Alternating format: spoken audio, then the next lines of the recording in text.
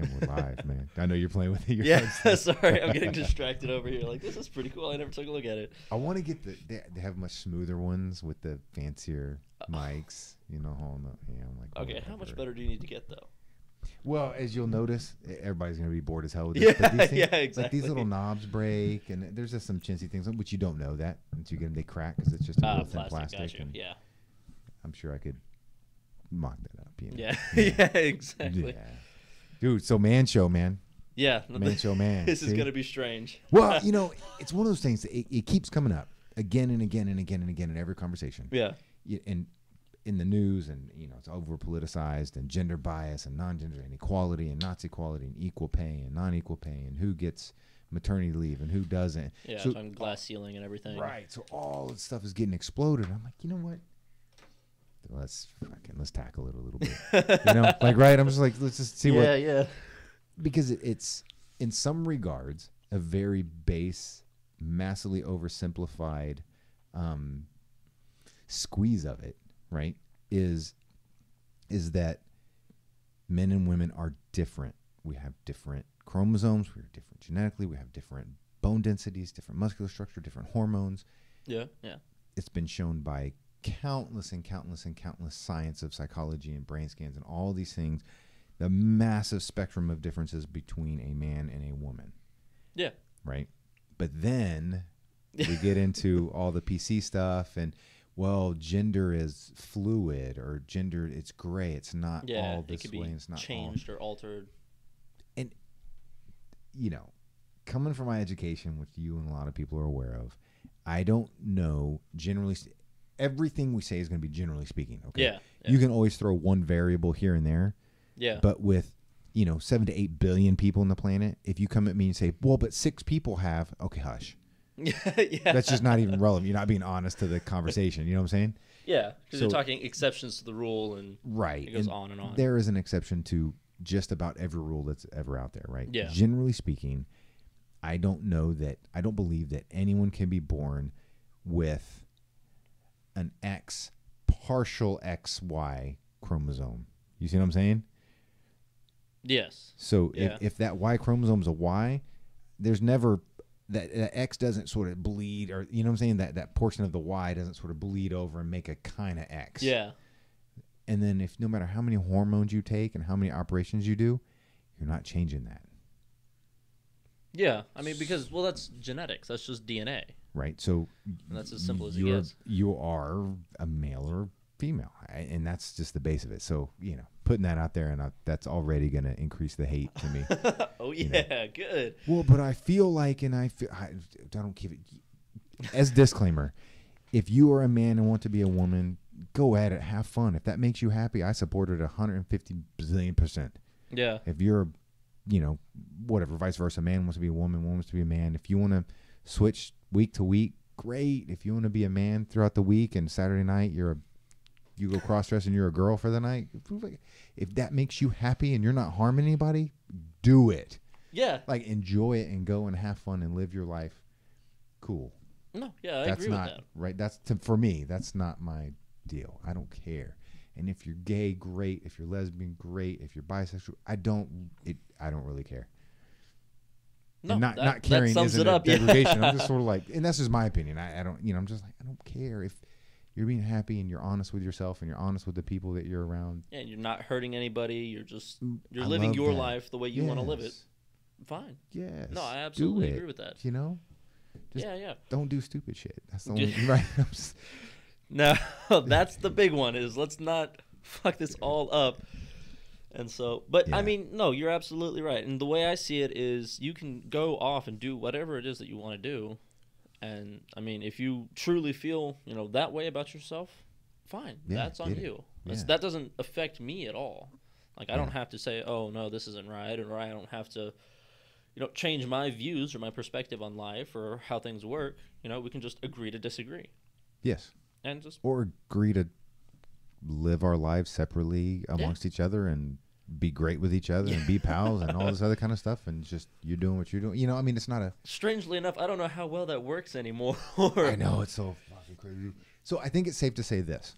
An overwhelming majority of men fit into the category of the standard straight male.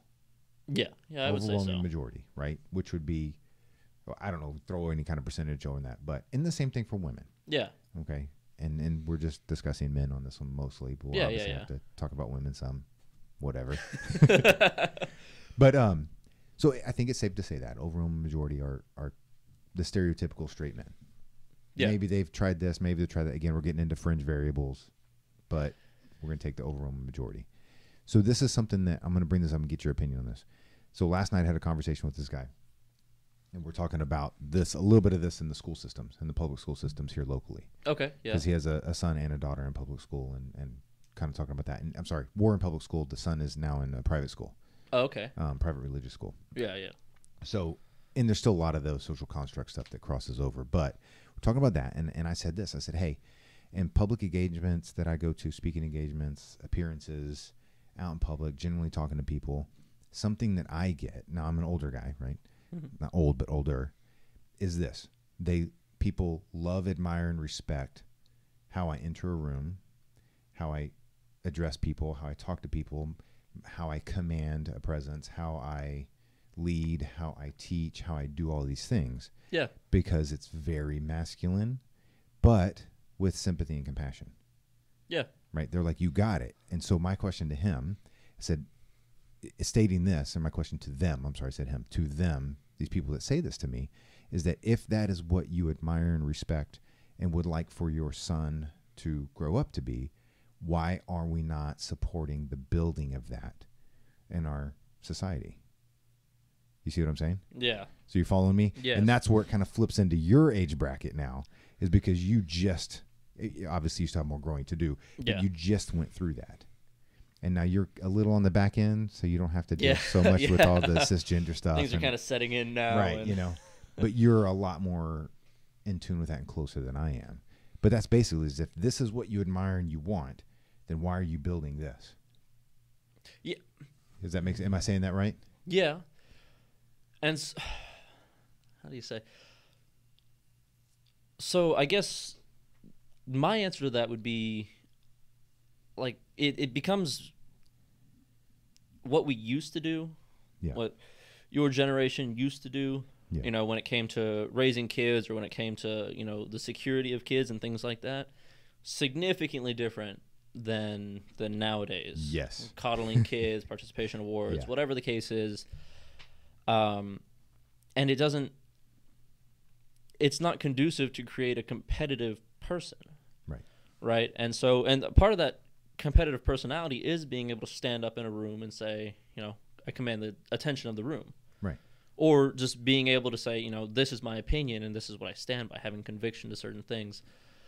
And what I've noticed a lot with my generation is it's either, I'm not going to say everybody, I see a lot of people who don't have the backbone to stand up for what they believe in, and they just let the situation slide away, and they don't voice their opinion, or the people who arrogantly state an opinion because this is just the way they are. And and then that gets into a big conflict because they have nothing to back it, but they're going to just hammer it down. Right? And so it becomes hard to talk to people sometimes because they'll either like completely back away, and I have this issue, and like my closest friends are the people that are willing to discuss a topic with me. Opposed to either yes man or opposed to just completely disagreeing and say, no, fuck you, and like I'm not going to agree with this at all. For no reason. Right? And so I think that becomes a very big thing, but I think it comes from just the way that we're brought up, right? Very true. And so because the parents will tell you, oh, no, you got to be careful, you got to do this, got to do that. Don't let the kids make their mistakes. The kids aren't seeing, what the world actually is. Because, I mean, when I was a kid, I'd jam a fork in a socket, or I'd touch a hot stove, or whatever Mine it was. paper clips. Yeah, exactly. That was awesome. I'm knocking on the door, banging on the door, accidentally break the door, and that was... Which, I know, everybody freaks, property, you got in trouble, but you learned something. Yeah, exactly. I got in trouble several times. Right, but you learn. But exactly, Yes, and so that yes. was what it was. Is you just have to some things you just have to experience, and some things these experiences make you the person that you are, whether it's a positive or negative experience. Yeah. And sometimes, depending on how you react to that experience, is what makes it good or bad. So there's a lot of positive experiences in my life that I reacted to negatively, and made it a bad experience. Yeah. Overall, right? Yeah. We're talking net. And there's a lot of really, really bad experiences in my life that I was able to step back, analyze, and have a positive reaction to. And that made me, a better person overall. Yeah. And I think learning how to guide people, opposed to just painting everything, this is a bad situation, this is a good situation, teaching kids how to react to certain situations to develop themselves, I think that would be a better way to approach things rather than trying to avoid bad situations whatsoever. Yeah, we do a lot of that conflict. now. Yeah. Teach conflict resolution. Teach us please teach conflict. And it's just it's absent from so many things. And yeah, absolutely. And it's even, we're going through Little League Baseball right now, and there's even things that we have to deal with. There's a very young ump that comes in and umps very differently than 100% of all the other ones in the league. Okay. And not in a good way. Okay. So it winds up getting very confusing for the kids playing, and they don't understand because you play 10, 15 games this way, and then you've got one that's totally different, and they're it's a bad thing. Yeah, just an odd one out. And when you address it with them, you get that, for a lack of better terms, I'm going to, overstate this, that arrogant millennial kind of I have the authority, who are you situation, right? Like, yeah, that's us. And not to slam your age or anything, but it's like, well, I'm 20 blah blah and I have the blue shirt on, so therefore I make all the rules. You're telling me like, that you didn't do the exact same thing. I didn't. Did you not? I did not. I would this was me growing up. These are the rules. Right? Yeah. And I would press the shit out of that wall. Whoa, and then jump and press the shit out. But I would stay within the rules. Okay. Does that make sense? Yeah. And that's, so people that always ask, like, I've never had alcohol, never drugs, I've never smoked, and any of that kind of stuff. It's just, I was like, why? And, I don't judge people that do, but it's just a matter of those were my choices. Here's the rules. This is my goal down there, and that's how I have to get there. But I would ping the shit out of those barriers.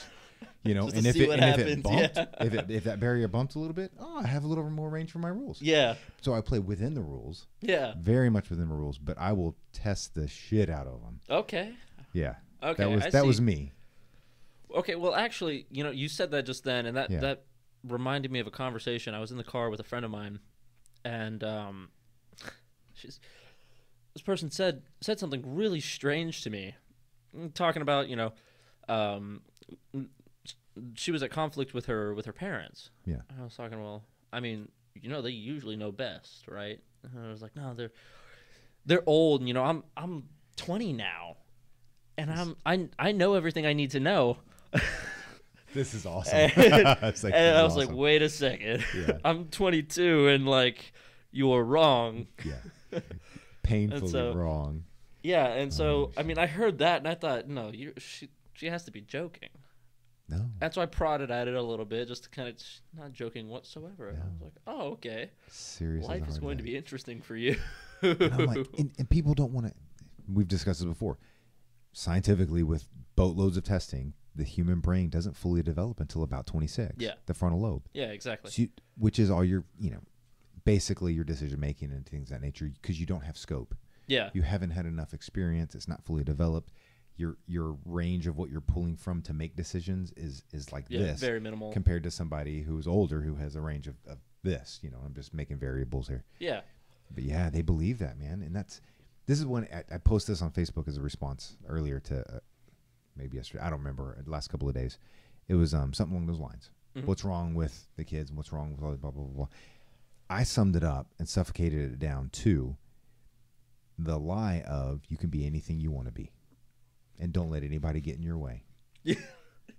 Right? Which I think I would say safely started maybe mid-'80s. I'm going to say late 80s, I think is when that kind of started. So, about the late, yeah. And I'm guessing a little bit on that, but give or take a few years, whatever, right around there. Okay. Just before 1990 it started.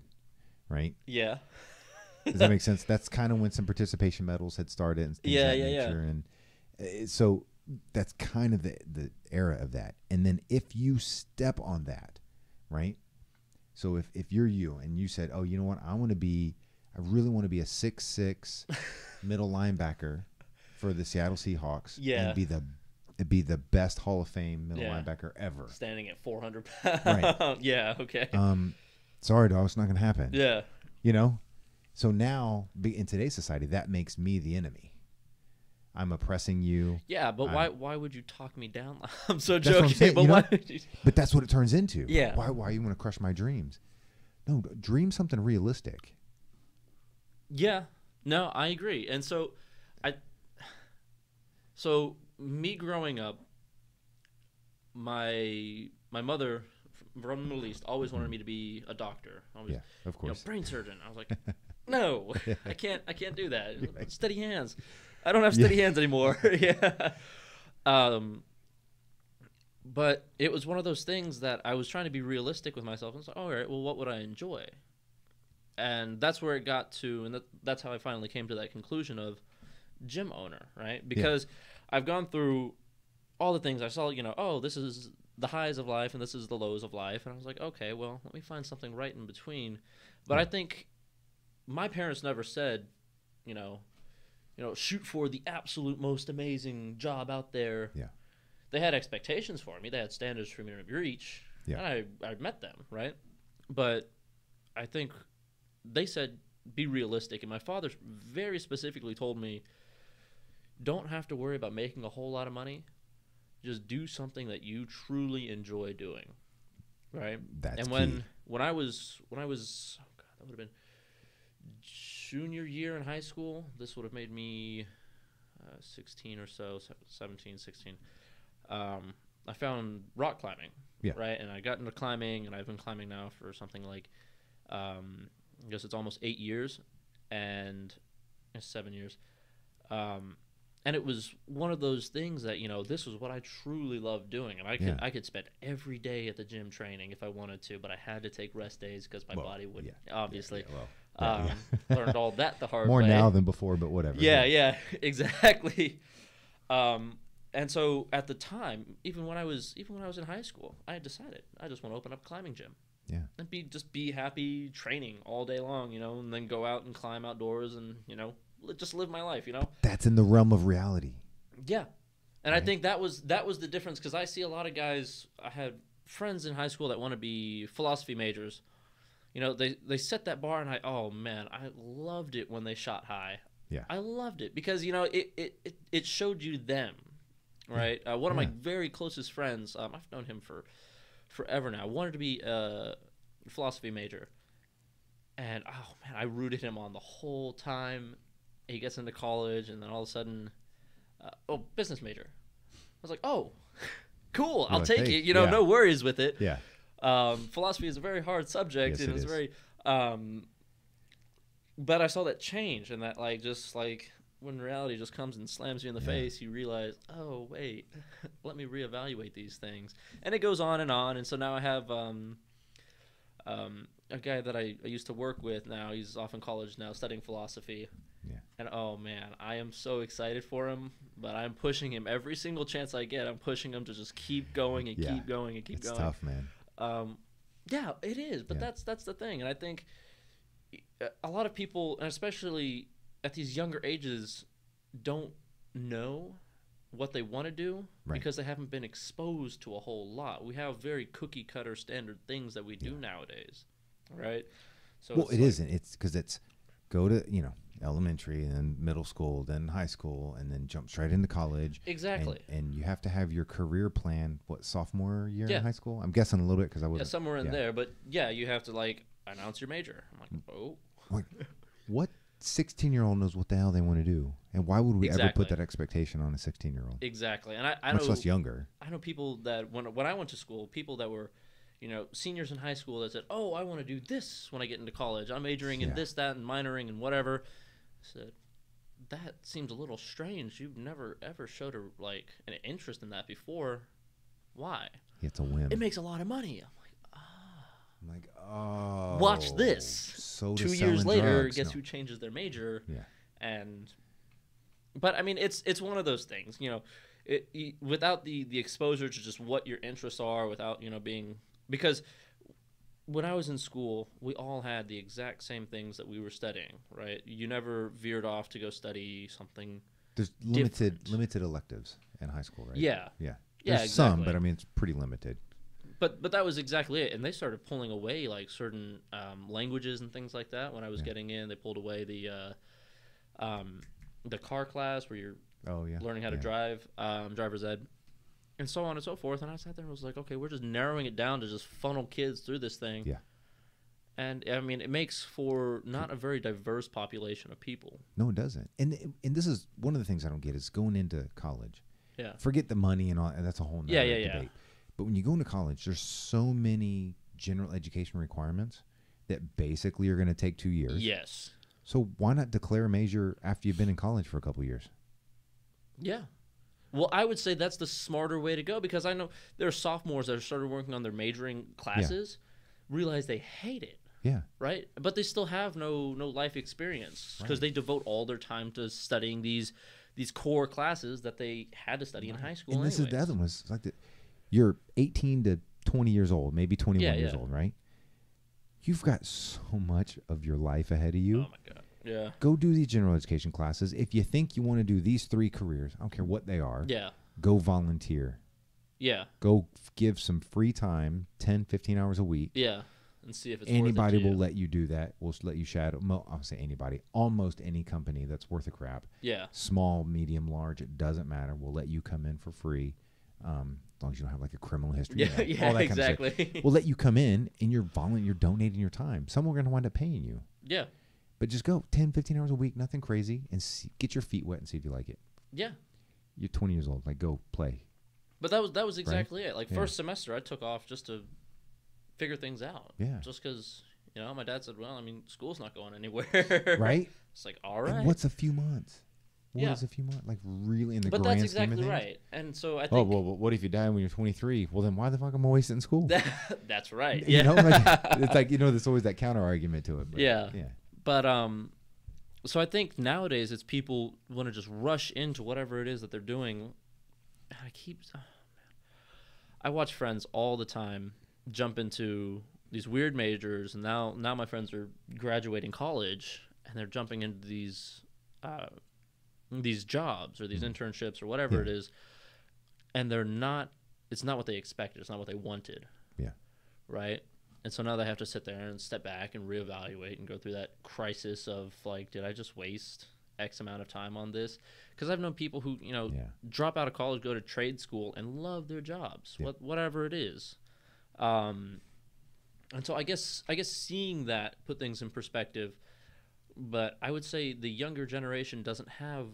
I mean, it has more options in the sense that you can get in touch with anybody and talk about anything you want. Yes, as small as this world is. Yeah, incredibly small. Yes. Right? But I think the expectations in our society now are set in a very, very specific, you have to, after high school, go right into college, pick a major, do something, and then get out, right? Yeah. And then just go out into the world and do your thing. And I was like, okay, well, that doesn't set us up for, like, life experience. Anything. It sets you up for nothing. Yeah. Which is why, people are miserable, doing this crazy shit in rush hour and they're drunk all the time after work, and they're, miserable marriages and relationships and doing stupid, it builds and builds and builds, right? Yeah. I wanted to ask about that. So I'm not big on drinking. I have, especially with training, I'm only allowed to drink. I only allow myself to drink like once a month. Yeah. And that's like, and that day I can just do whatever I want, right? Yeah. As long as I don't hurt people or get crazy. But I'm watching my friends now, and all of them, almost all of them that are of age, consistently drinking, and sometimes during like the week, and it gets really, really laid back. They're like, oh man, it's 5 p.m. Let's go get drunk. Or I started at 8 a.m. I'm like, what are you talking about? It's just a reflection of how miserable they are. I was afraid of that. But I'm serious. It's just, and everybody's gonna, whatever. You get pissed. Oh, you're wrong. Yeah. Oh, look, whatever. A drink here and there, sure, it's fine. Oh, it takes the edge off. Okay, you know what that's called? Self-medication. Yeah. You're self-medicating Which is because true. you can't deal with A, B, C, X, Y, Z. Yeah. Right? And that's it. So, people get pissed at that. And they're like, well, and I'm like, well, okay, what good, honestly, and being honest with yourself, not yourself, but yourself. No, yes, you're generally right. speaking in the conversation, what good does alcohol do to the body? None. Yeah. None. Well, now they have this thing.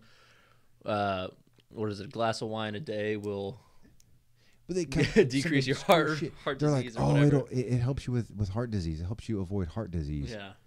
Does it? Yeah. I had to fact Does check that. I was it? like, "Are you sure?" I don't think so. I'm like, why don't you do a little research on that? You Yeah. know what I'm saying? They're like, oh, but it would. So then they do this. They're like, there's a list of unspecifically. Yeah. Here's 20 things that it's massively destructing within your body. Yes. Yeah. Your gut biome and your, things with your endocrine system and, brain tissue. Here's all these things that alcohol negatives is doing. But hey, man, it helps me a little bit with my heart. Yeah. Exactly. Get the fuck. Yeah. Come on, man. I mean, fish oil is cool too, but whatever. You know what I'm like? So I was walking on the treadmill for 20, 30 minutes. Yeah, like, how about you exactly. just do that, right? And so I know people, and I really don't judge people that drink and that do these things, unless you do stupid shit, again, like I said. Yeah. But it comes down to the question of what good is it doing you? No. It's a pretty expensive.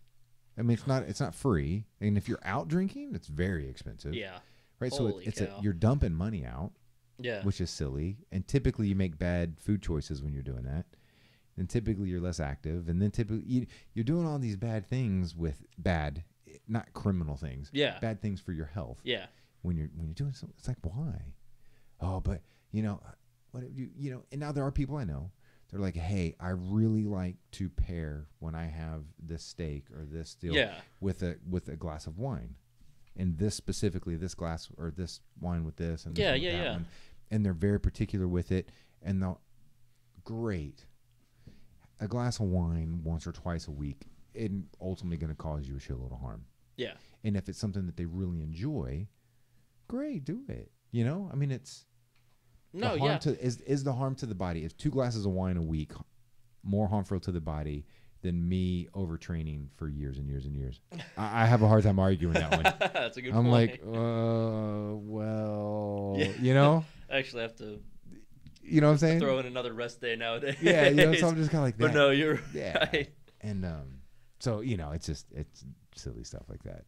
Yeah, well, yeah, and so I think that's what it came down to is like everything in moderation. Yeah. Right. Like obviously, and just seeing these people and I'm seeing like these friends, and I'm the weird one when I say, "Oh, hey, you want to come out drinking with us?" Nah, I just want to go to bed. Yeah. What do you mean? I don't know. Just sleep sounds good right now. Or I have to study, or let me like. Which goes into I don't want to I'll get back on topic in a second, but with that it's like, so you're drinking so you damage your body, so you sleep less, so you don't recover right, so then your mind doesn't work better as good the Yep. next day, which makes you more stressed, which makes you want alcohol more, which make oh, why did I die at 43? Feedback loop from hell. Oh, that's so tragic. No, dude, he did exactly what he wanted to do. Yeah, exactly. We can't claim ignorance anymore. That's Google true, yeah. long-term effects of drinking a lot of alcohol. Okay, you're gonna get boatloads of studies. This, and this. It's all yeah. it's all there. It's all free. Yeah, yeah, which Free. is true. You got to pay for data, whatever, but it's all basically free. No, yeah, absolutely. Come And I on, mean, man. at that point, the data's worth it to educate yourself on, Yeah. that subject. You got it. Okay, so I'm gonna get back on this the whole being a man thing. Okay, yeah. Okay, so guys are getting. Let's just take one of the base ones, just generally is chivalry. Yeah. Right. So everybody's chivalry's dead. It's da da da da da. So things like holding the door for women, opening a car door for women, letting women go first, doing those things as a man Yeah. are in the younger generations quickly becoming shunned upon. Does that make sense? I witnessed this. Yes. A younger guy that approaching a car with his girlfriend, spouse, fiance, whatever, yeah. with his intimate girl relationship, approached a car from the driver's side. Okay. He went around to open her door, and she was like, "What are you doing? This is taking too long. We got to go." Paraphrasing. Yeah. No. Right? Yeah. I get it. Very close to that, but paraphrasing. I'm like, Yes. even if it's taking an extra 12 seconds, Yeah. right? If it's even 12 seconds, let's just call it that. Shouldn't be like, "Oh, thank you." Yeah. No. Yeah. Exactly. It's just like I don't even get that, and I'm not saying because I don't open the door for my wife all the. I mean, it is awkward to do that, and in today's society, it's not as common. And holding the door open for people, anyone under the age of, generally speaking, any female under the age of 30, gets very uncomfortable if the door is held for them, and any woman over the age of 30, generally speaking, is shocked with gratitude. Yeah. Very gracious about it, but like shocked, like, did he really just do that? wow, thank you. And it's that type of a deal. Yeah. And so is it dead? Should it be dead? Because you hear all this stuff about equality. Like, no and no. Right? Yeah. It's not dead. It's just, how you say, modified? Yeah. And that's why I'm just like. So because I'm... my mother was very particular about these things, and I went and stayed with my uncle, and he, to this day, he's in his 50s now, still opens the door for his wife. Yeah. Right? And so she doesn't touch that door. Yeah. She'll just stand there and just wait. Right? He taught that to his son, my cousin John. Mm-hmm.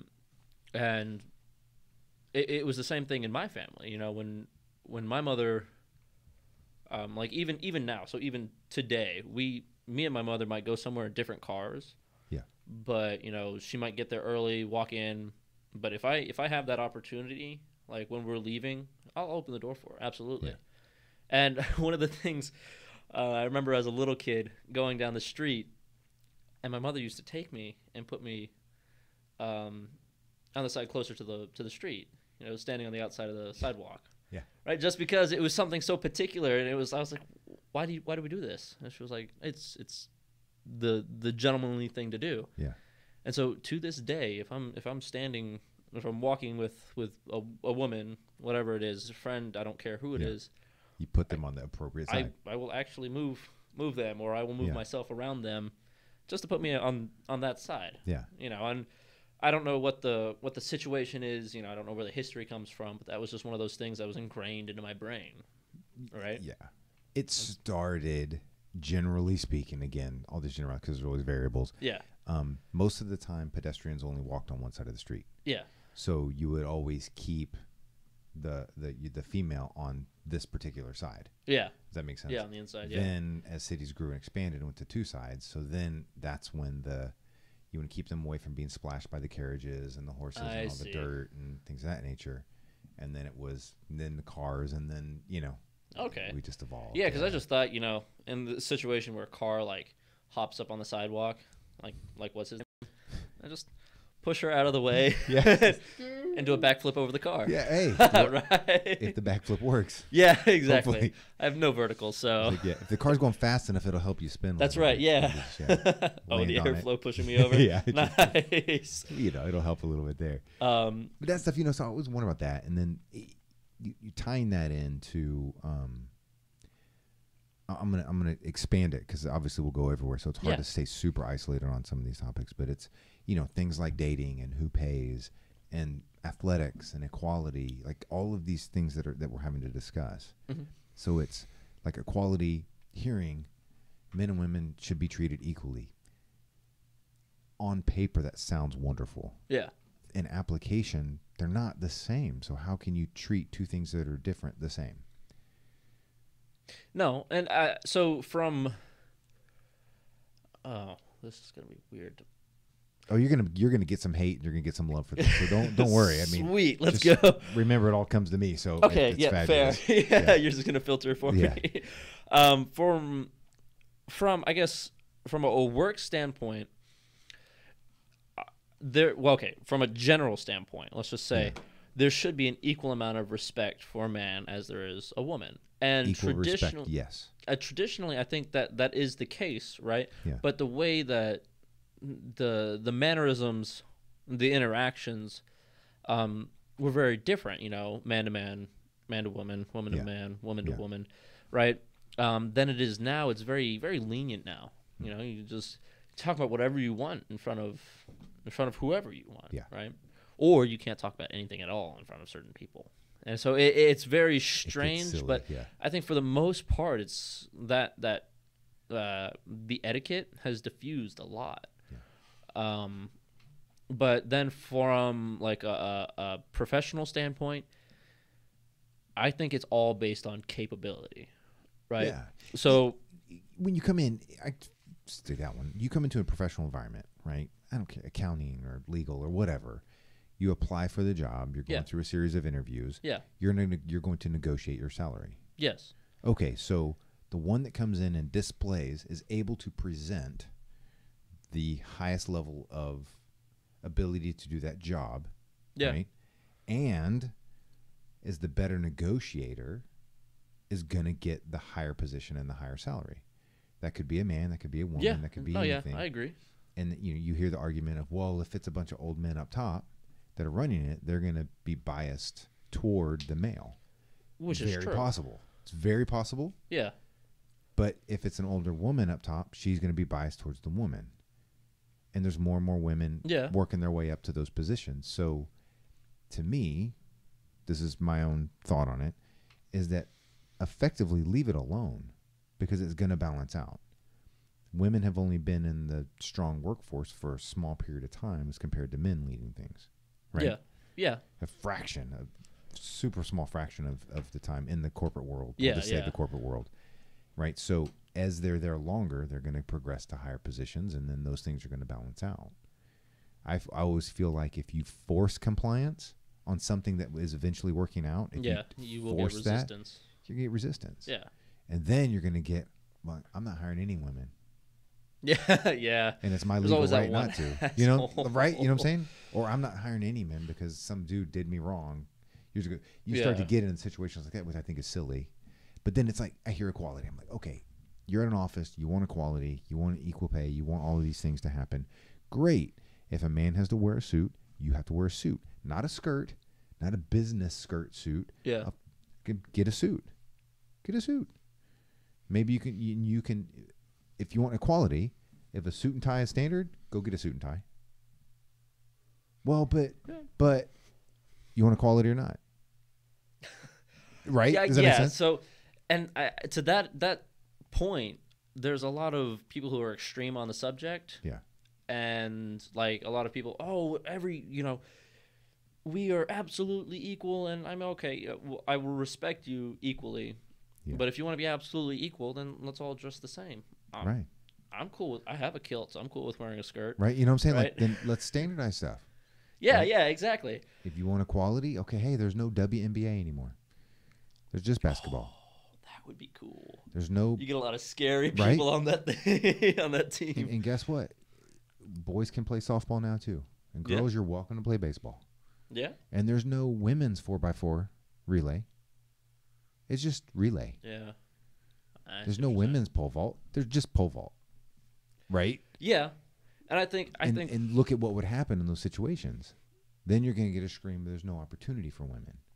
Well, but do you want equality or do you want opportunity? I think you see what I'm saying? That I could imagine that the women who are actually like on that competitive mindset would start destroying some of the guys. To be completely some of the women would destroy some of the guys. There will always be some circumstances. Yeah. But take the most singular brute force deal, right? Yes. Take MMA. Yeah. Take boxing, take any of it. If yeah. you take a 135-pound female and a 135-pound male and they're fighting each other 10 out of 10 times, if they're both professional, right? Yeah, Don't yeah, take it, be real. The man will win. MMA. If you took Ronda Rousey in her prime against Dillashaw. Okay. Bye-bye. I'm being real, right? What's the chance she's going to try to slip and get him in a damn R-bar, get him down and do something? He's going to destroy her. I want to see this now. But you see what I'm saying? Yeah. Like, that's kind of point. Take the fastest of the fastest women in the 100 meter. Yeah. They would barely qualify for the finals, if even qualify for the finals in the men's. Yeah. No. So I Does think that make sense? What I'm saying? So you got if we were to integrate and just look at what would happen directly, I think absolutely. But if we were to integrate and let it kind of stew over and let people adapt and let the females become more competitive or let the males become more competitive or whatever the case is, I think you would start to see that those women would catch up quick. I don't Just know. because In some instances, I think so. Yeah. When you talk about like some dexterity and fine motor skills and things of that nature, like but even take this was several years ago, but Anna Sorstein in golf, when she went on the men's circuit, she never made the cut, and That's she a was fair point, she was destroying, like making women look stupid. I mean, Yeah. she was winning every tournament by 10, 12, 15 strokes. Yeah. And went and did the men's, Oh, fuck. and wasn't even making the cut, you know. Hmm. And I think I'm gonna try to clarify this because I don't remember. I think one tournament she made the first cut, but I don't think any of the tournaments she ever was golfing on the last day. Yeah. Okay. Does that make sense? Yeah, yeah, yeah. So she never made the cut of the end. I think she made a cut, one of the first cuts. So maybe we should try it and see what happens. But you see what I'm saying? So it's just, but it's a matter of, muscle density and hormones and and bone structures and joint structures. And women Olympic sprinters are working just as hard, if not harder, than the men Olympic sprinters. That's true. Yeah. It's just we are different. And Well, yes, that I can absolutely agree with.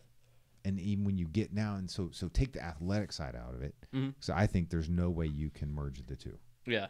Because even like you had the Texas female wrestler, high school level, Yeah. who was killing everybody because she's transitioning to be a boy. Okay. And so she's on hormones and she's doing all these things and just destroying everything. She made a ton of requests to wrestle with the boys because she wants to do that. And it's all the debates like should she not? Because the state of Texas says you wrestle with your birth gender. Yeah. Period. Yeah. There's no ifs, ands, or buts in the state of Texas right now. All these things could change in the future. And from an athletic standpoint, I'm like, no, she shouldn't be able to wrestle. Period. She's taking hormones that are a banned substance. Oh, that's I mean, it's a PED. She's taking testosterone. Yeah. Because she's trying to transition. Yeah. So therefore, she's disqualified from competition. Because she's but she's transitioning PED. because she's going through a gender transition. Go through your gender transition. I support that 100%. Yeah. But the rules of the game state if you take this substance, you're disqualified from competition. No, right? I agree with that. Oh, yeah. I got a lot of hate for saying that before. Holy crap, dude. Whoops. But I'm like, but isn't that we have rules? Yeah. So if you're gonna let her compete with the boys and she can take testosterone, then they can take testosterone, right? It spirals out of control very quickly. Yeah. Or, okay, I see what you're see saying. What I'm saying? Like, yeah. So it's like again, like this is me. Like I said before, I will follow the rules, but when you start giving exceptions for the rules, that's the new rule. Yeah. That's the new rule. Okay. I can see that. Yeah. Does that make sense? Yeah. Now I don't know if I agree with that. No, you don't have to agree with it.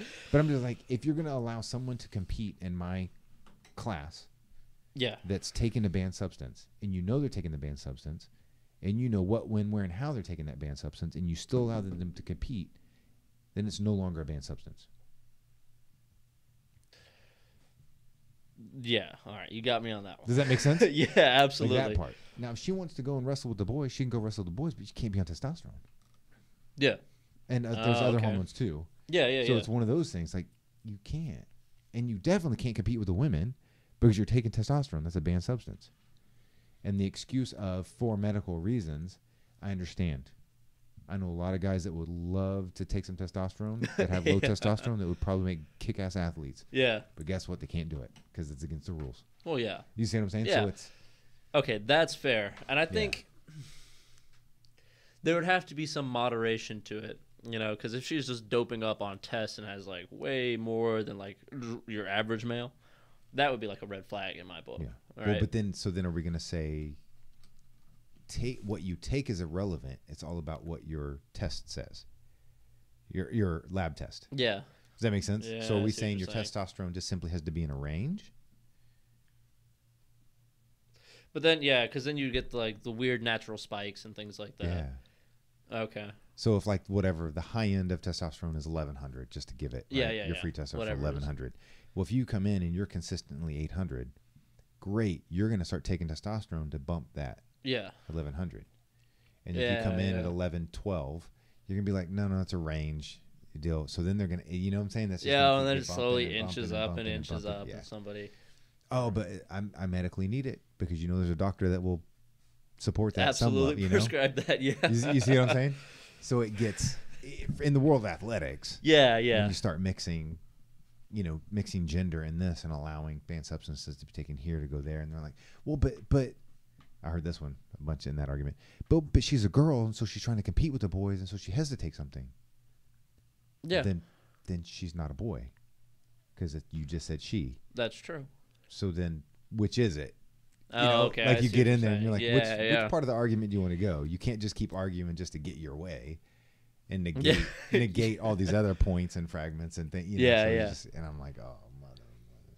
But that's athletic. Okay. Well, yeah, that's from the athletic side. And then if you're talking from like just the normal professional side, I think the integration between men and females is going really well in the sense that, like you said, females are getting to higher positions. Yeah.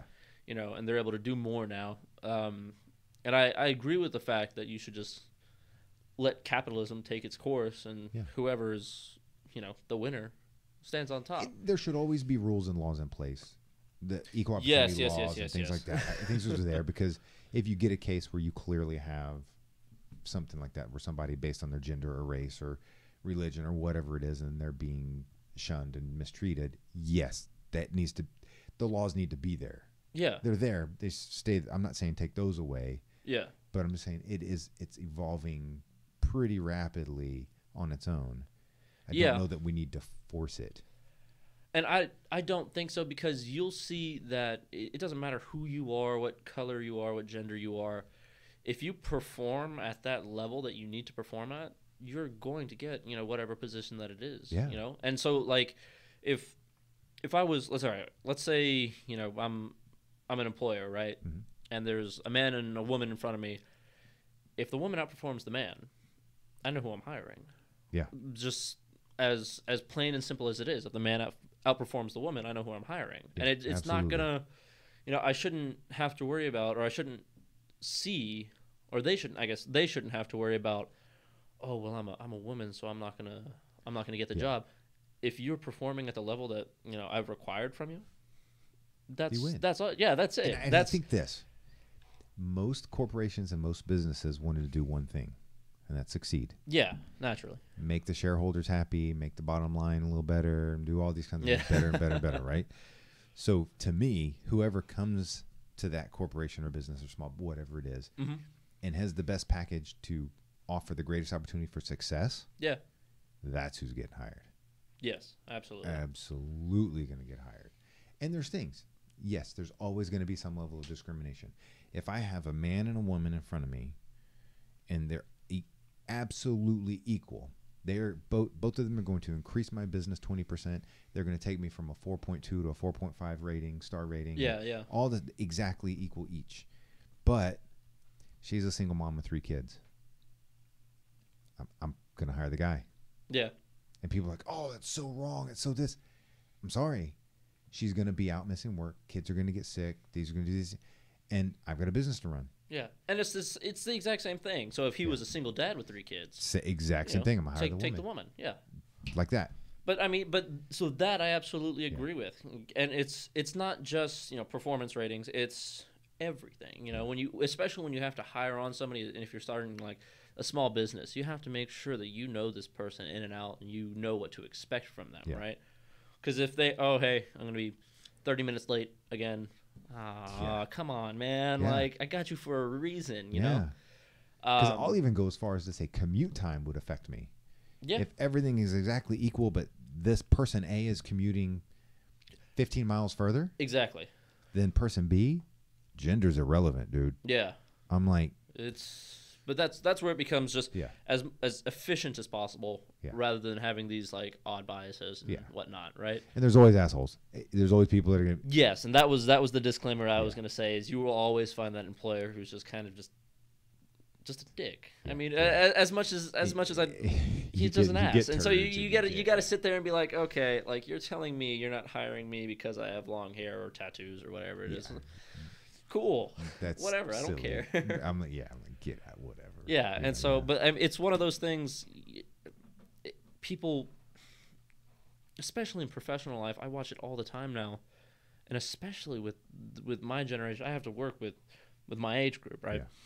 And there's so much like emotional influence on professional life. You know, whether it's like an employee had like a bad day and then they accidentally say some passive aggressive shit to one of the members, or like a customer, and Yeah, which happens a lot. I see it. okay, Oh okay. man, that happens a So, lot. I was working at one of the locations, and I was working with two other employees. Both of the employees, I don't know if they were just having a bad day or if that's just what they enjoy. Yeah. Just a guest came in and asking all these questions, wanted to come use our services, and there was some weird negative tension towards this guest. And I sat there and I was like, what's going on? And so I watched it just to observe what was going on. And they were, oh, well, this is terminated, and you're terminated, and you'll have to do this now and this and that and whatever else. And I'm like, you're jumping through a whole bunch of hoops when it could have been so simple just to put this person like, yeah, just come on in, right? And so observing this, I had to wait, and eventually I was like, all right, we're handing this off to somebody else, so somebody, a manager. I was like, all right, we send the person off to the manager, and we're like, okay, take care of this, please. Later on, I talked to the two employees. I'm like, what's going on? Are you guys is everything okay at home? How's school going? You want to talk about it? What are you feeling? They were, no, man, we just do that sometimes. What do you mean? It was like, people just make me mad. I get that, right? Right. But in a professional setting, that is absolutely 100% grounds to fire you. Yes. In my mind, if I was the employer and I saw that, you're out in a heartbeat, right? And then seeing the exact same dating in your workplace. Oh no. That has been one of my biggest rules since day one. Because I work at that Lifetime. I used to work at that Lifetime, that gym. Since day one, absolutely unacceptable to date. Yeah. I tried it once, realized what a terrible idea this was, and we came to like a very, very mutual understanding that this just wasn't going to happen. Is it allowed there? I don't know. I don't You don't know company policy. think so, but nobody says anything, so shrug. Yeah. Maybe. And so, but people get really personal, and my employee, my coworkers are really cool, and all four locations, really cool people. I don't really socialize with them outside of work, just because that's not really my cup of tea, right? I think that's smart. I think it is too. So because and I know this is totally off topic, but I don't care. This is good because I've always been against dating in the workplace. Yes. Because of this, I'm going to 100%. simplify it again, suffocate it down to the simplest form. Yeah. There's ass loads of variables. You start dating somebody, typically it's because you're around them a lot. You have all this interaction. You're spending a lot of time. Exactly. Yeah. So you're there, right? So you start dating them, and when you do start, you're equals. Equals. Yeah. In quotations, right? As for the people that are listening. Oh, later. I see where you're going with this. Well, what happens in 6 months when one gets promoted? Yeah. And now the other one's a subordinate. Yeah. You got to start telling them what to do, because you have to. Yeah. And again, it's not an aggressive, hey, go to, but still, they have to report to you. Well, so real quick, if you are a supervisor or if you are over any employee, you should never say, hey, you have to go do this. hey, Yeah. can you Well, do but this you know for what I'm me? saying? Like, No, they but yes, report you're to them, absolutely yeah. right. You're absolutely right. And I think, I think that's in that sort of situation, there you either have to come up with an understanding. Well, in any way, you're gonna have to come up with some understanding of either this isn't gonna work, or don't get jealous, or Right? whatever it is. Evaluation time comes up. And I don't care who's the that's supervisor. true, because that's going to be immensely biased. I don't care who the supervisor is. Yeah. And who the subordinate is. If it's guy, girl, Yeah. who cares, Doesn't right? matter. That's irrelevant. But when one person in a relationship, they were equal when they started, one gets a promotion, they now have to write a report, an evaluation, performance evaluation for the person that they're dating. Yeah. So one of two things is going to happen. They're going to lie. Yeah. Right? And be biased because Most that's what they're often, dating. yes. And they want to protect the relationship over the job. Yeah. I get it. That makes sense to me. I don't disagree with that. Or they're going to be honest and destroy the relationship. And then now the workplace is dealing with tension and a disruptive relationship, and they have to fire somebody, and they've got to come in, and there's disciplinary action. So this and all hell breaks loose. And this just harmless relationship, because there's two people that were equal in the beginning, has now turned into a corporate or company nightmare. Oh, so in that situation, I would say the best course of action is to have that professional life and have that personal life, right? And being able to flip that switch as soon as you step in the door, as soon as you drive onto the parking lot, being able to flip in, like you might come in the same car, flip that switch as soon as you drive in the parking lot and say, "It's good to see you today, ma'am." That's it. Like you have to be able to flip that. You're right? And so if somebody comes in and like you're dating somebody, and you come in and whatever. Her name's gonna be Susie today. Okay, yeah. So you got to go into Susie's office because you know what? You didn't make quota 2 months in a row. Yeah. And now she has the right discipline for you.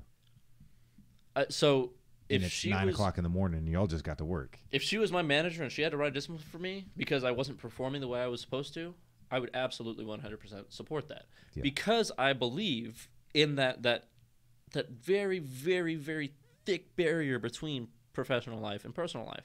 Not many people can handle that, though. Exactly. That's my point. And that's the majority of people not. Yeah. So, and you get to see it a lot. And the fun of it is watching the subordinate take advantage of the superior. Yeah.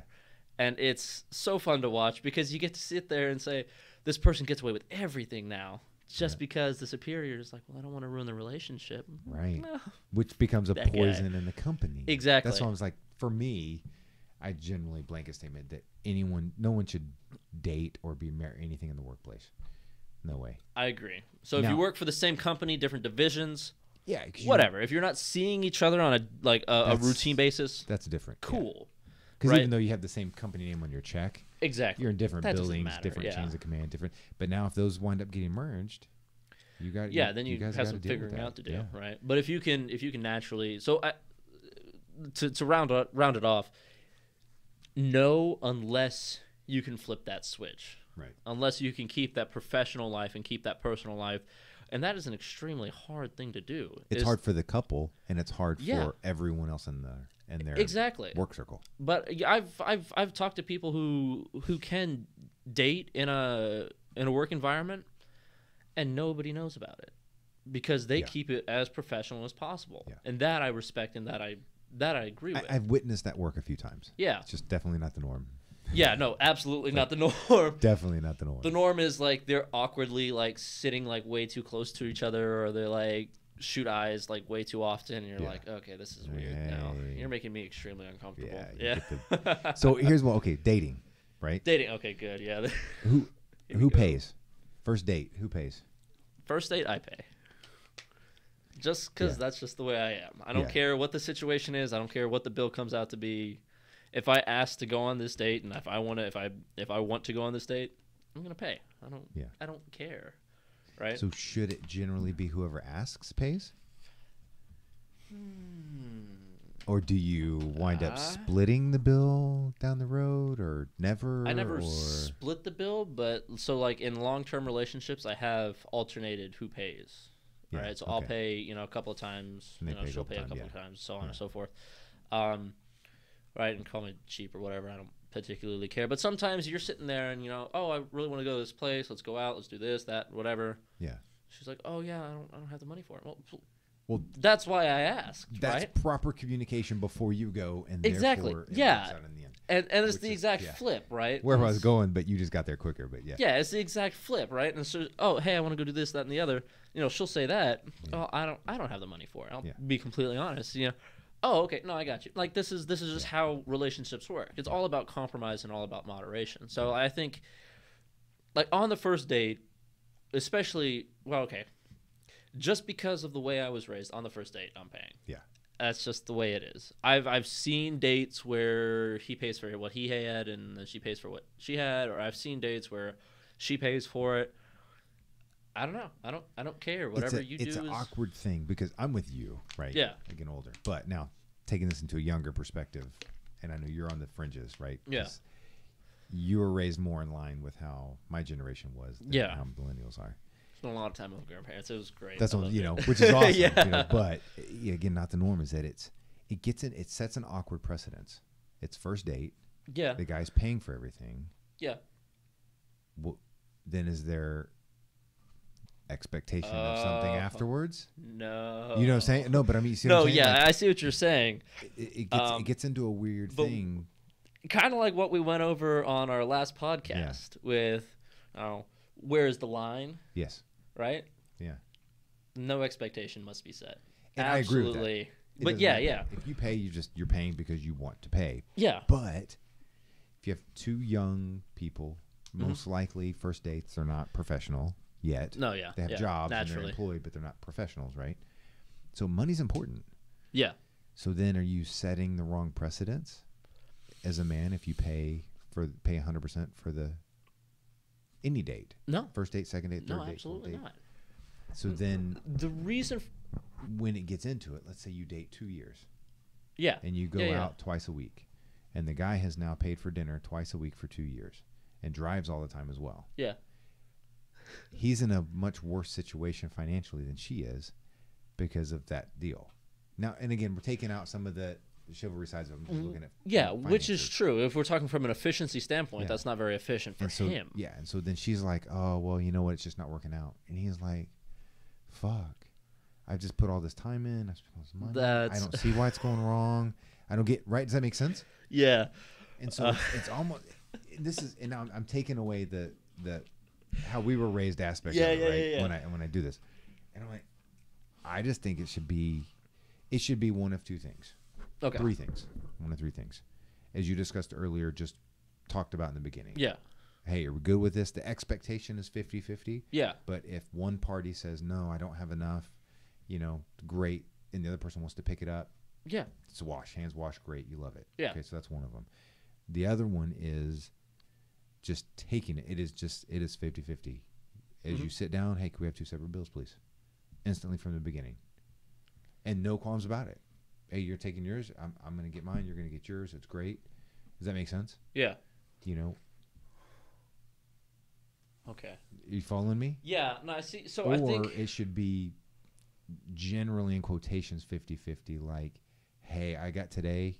If we have another date, which is an awkward conversation to have, you've got the next one. Because then are you going to get a next one? If you put that on the table? Otherwise, just, Oh, I think that's what dating is, really. It's just, so for me. It's a cluster, if you ask me, from what I hear from everybody. But I'm just jumping wrong, into it. Yeah. For me, I like going on dates just to go on the date, just for the experience, right? And when you develop that closer connection with somebody, that's just a byproduct of it. Yeah. Right. And so for that experience, I every time absolutely 100% okay with hey, let's go out, I'll pay, do whatever. Yeah. As long as it's something I want to do. Now, if you're dragging me off to go see, I don't know, some Disney show, I don't know. Then you're there early in VIP section. No. Yeah. I don't know about that. Well, I do love Disney. Yeah. I've watched Moana. I don't know how many times. But yeah, I mean, it becomes okay. So how do I address this? For the one where you've been dating for 2 years and she finally just says no. Yeah. that's bad communication on your part, right? Yeah. And then you naturally in the dating game, that's the gamble. Yeah. Right? And you shouldn't set that expectation, because then you're putting a lot of pressure on both of you to meet that expectation, Yeah. right? For most people, they will set that expectation. Well, is it in that circumstance, is it wise to look at it from a male's perspective if he's going to pay all the time, right? The old school way. Is it wise to look at it financially? Is it wise to look at it from it's an investment? It is. You're Absolutely. investing Absolutely. in this relationship. Yeah. So then clearly you don't get to write it off, you know what I'm saying? But Yeah. then there is an expectation. Well, no. So the communication should almost be at the beginning. I'm old school. I'm old school. I'm going to be paying for all these things. It's not cheap. I just want to be very aware of this stuff. yeah. My expectation during this period of time is that whatever, we're monogamous, you're honest with me, we communicate well, we do these things, there's not, you at least have some sort of conversation about these. Yeah. Which is awkward to have on a first date. Yeah, But probably save that for the second date. First date is just to find out. but, But you yeah, know, no, you're yeah, right. You're you know right. what I'm saying? Yeah. And so I think that's the weird part in investing in people. Yeah. And every interaction that I have with somebody, you have to understand that it is an investment with somebody, Yeah. right? An investment on building a relationship, and it's always a give and take. But you will have investments that go bad. It's just natural, right? So like if I invest in some stock, I can pour $10,000 into it, but at the end of the day, that doesn't mean that I'm going to get that return. Right. And it's the exact same thing in a relationship, in a dating game, right? Is because if I make the investment, let's say I spend, what's realistically, $4,000 a year on going out on dates with one person, that return may not come back, right? Because at this point in time, when I'm dating to find like a partner, right? Right. Not dating to one night, whatever. And so, yeah, if I'm gonna take my time and take my money and put my effort into this, I'm investing in you, and you should understand that. Yeah. But I'm not gonna set an expectation of you. See, I would set I would have an expectation, because even in a stock situation, investment, I have an expectation that the people running that company are going to perform at their best ability. Their best ability. They're not going to mismanagement, and they're not going to do things. There are expectations. So I would expect, if I'm going to be committed to investing in that relationship, that there would be honesty and fairness and communication and things of that nature. Right? Does that make sense? No, that's so. I'm not saying I'm demanding a return. Yeah. And there's no demand or expectation of return. So that's exactly right. Yeah. So so let's go back to the stock thing. If you are investing in whatever the stock is, doesn't matter, and you do have that expectation that they will perform well, then that's you taking a gamble on that person. That's what the investment is. It's the exact same thing when you come back into that. When I say expectation, I mean they're going to properly manage the business. Not that the business is going to succeed or fail or go through the roof or any of that. Yeah. But that there won't be mismanagement of the company. Your expectation is that. Does that make sense? There always could be. There always could be. But when you invest in the company, you're going to do the research on them. You're going to say, okay, well, they've been that's stable. True. And that's the big one. You can't really do that. Know who you're. Yes, you can. Absolutely. Little Especially now. Everything is posted everywhere. And it's great because you can, let's see. Let's come up. So, like, random name, Lila, right? Yeah. Have it, you can go through Instagram and Snapchat and see who this person is prior. I got it. I'm cutting you off. I got it. Okay, cool. Yeah. First date. End of first date, second date, right? Okay. Because first date's always just whatever. You know what I'm saying? Yeah. Right.